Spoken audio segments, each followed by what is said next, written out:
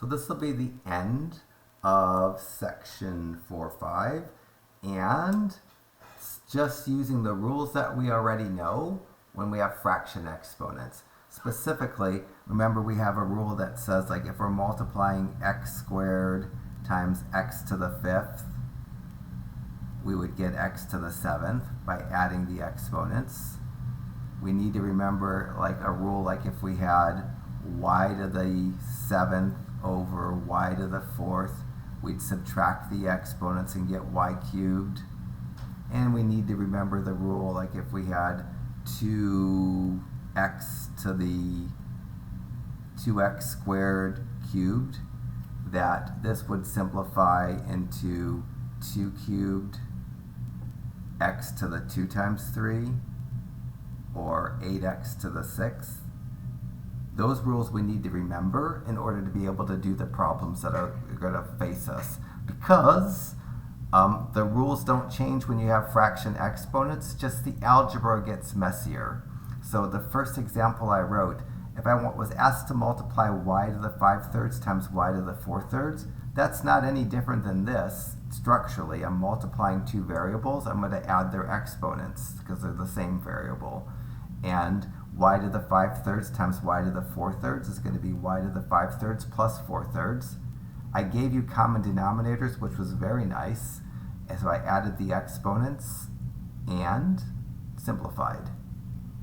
This next problem, same style of problem, if I'm multiplying and the bases are the same, I add the exponents. And then instead of going through the drudgery of adding fractions, because we're allowed to use our calculators, I said, heck, I'll use my calculator, and did 2/5 plus 4/3 rather than getting a common denominator of 15.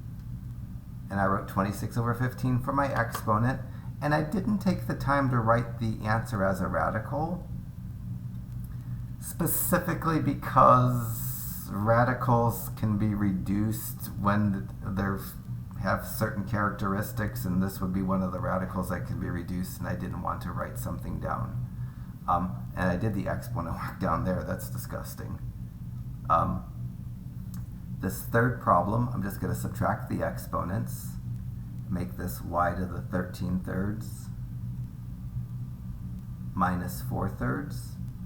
The denominators are equivalent, are equal, so I can just subtract the numerators and leave the denominators, and then simplify the exponent. The last example, I'm going to attach the exponent to the 2. I'm going to multiply the exponent for the y. The 2 cubed I don't need my calculator for, but to be safe, the 4/3 times 4, it's going to press buttons and get an exponent of 16 over 3 for the y. Oh, 4/3 times 3, duh. 4 over 3 times 3. The exponent of the y is going to be 4. So I'm going to heavily use my calculator for the grunge right now, just to make it tolerable. So, problem 38. I'm multiplying and the bases are the same. If we're multiplying terms with the same base, we add the exponents. So in 38, y to the 2/3 times y to the 4/3 is the same as y to the 2/3 plus 4/3 exponent. That exponent's baby food. Have common denominators. I can just add the 2 and the 4, leave the 3, and then 6 over 3 reduces to 2. So an answer to 38 would just be plain ordinary y squared.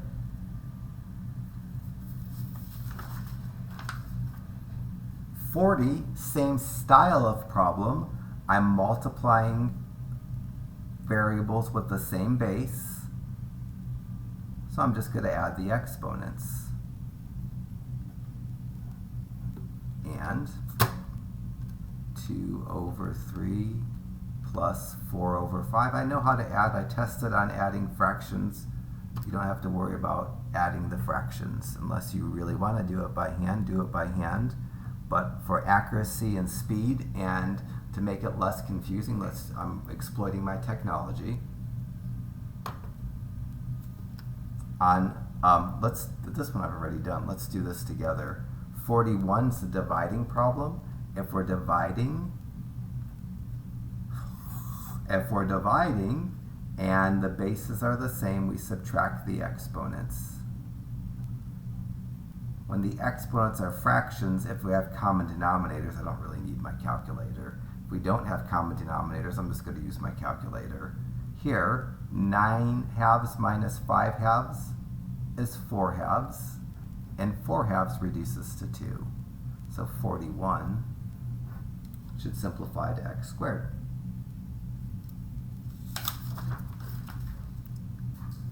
Uh, 44 and 43, same style of problem. I'm dividing and the bases are the same. So I'm going to subtract exponents. I don't have common denominators, so I'm going to exploit my calculator to figure out the exponent with the least amount of pain possible.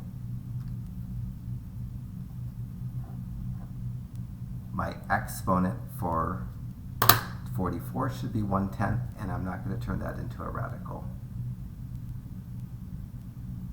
For 46, I'm going to attach the exponent to the 5, and I'm going to multiply the exponent for the y. Let me do the math on my calculator. 5 cubed is 125, and then 2/3 times 3, you get 2 for an exponent. I gave my nephew one of these calculators when he was a freshman in high school. He just graduated, and I saw this calculator of his, and it literally, he used it so much that you couldn't even read sign anymore. All the paint had rubbed off the numbers. He must have been using it like crazy. I gave him a graphing calculator as well, the $120 graphing calculator. He said he barely ever used it. This calculator, and it's a ridiculously good calculator and easy to use. So worth the $20-ish for this calculator. Wow, this is going to be an 8-minute video.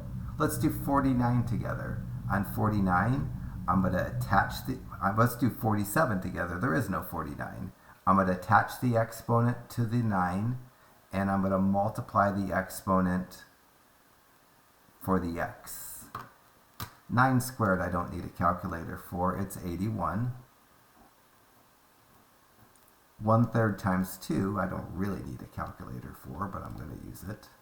The exponent on my x should be 2/3.